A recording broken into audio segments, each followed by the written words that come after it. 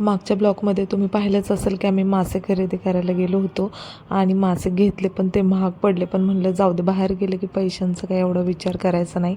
मग संध्याकाळी आम्ही ना 5 वाजता बीचवर गेलो होतो आणि बीच पाहिलं की एकदम असं मस्त वाटतं. म्हणजे कितीही प्रवास केला ना तरी पण बीच पाहिलं की असं थकवा सगळा जातो. आणि माझ्या मैत्रिणी रील्ससाठी ना हार्ट शेपचं ते म्हणजे माती सगळी काढली होती ना, हार्ट शेप बनवला होता.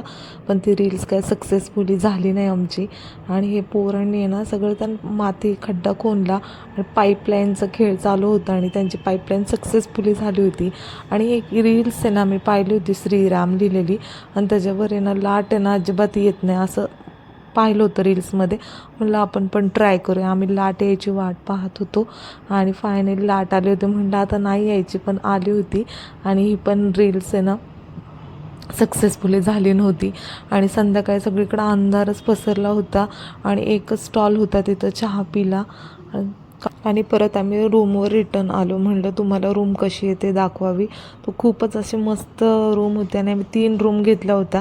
ते वरच्या मजल्यावरच्या रूम होत्या दोन्ही, आणि तिथं झोपाळा पण होता आणि आदवेला खूप आवडतो त्यामुळे तो बसून मस्त झोका घेत होता आणि आयटीत बसलं होतं एकदम. जागचा हालत पण नव्हता. आणि सगळ्यांना चकली खायला दिली होती आम्ही. भूक करत होते म्हणून त्यांना चकली खायला दिली होती. तर हा असा रूम होता, खूपच मोठा आणि छान होता. त्यांनी नवीनच बांधला आहे आणि म्हणजे असं घरगुतीच आहे. आत्ताच त्यांनी रेंटने द्यायला चालू केलं आहे.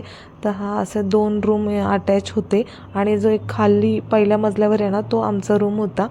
तो खाली एक रूम होता. म्हणजे असे 3 रूम आम्ही घेतले होते. आणि आदवेदला गाणं म्हणायचं होतं त्यामुळे तो आहे ना माईकसारखा मुलांकडून ओढत होता. तर पुढच्या ब्लॉगमध्ये बघायला विसरू नका कोणी किती छान छान गाणी म्हणली ते. तर लाईक सबस्क्राईब करायला पण विसरू नका. बाय, भेटूया पुढच्या ब्लॉगमध्ये.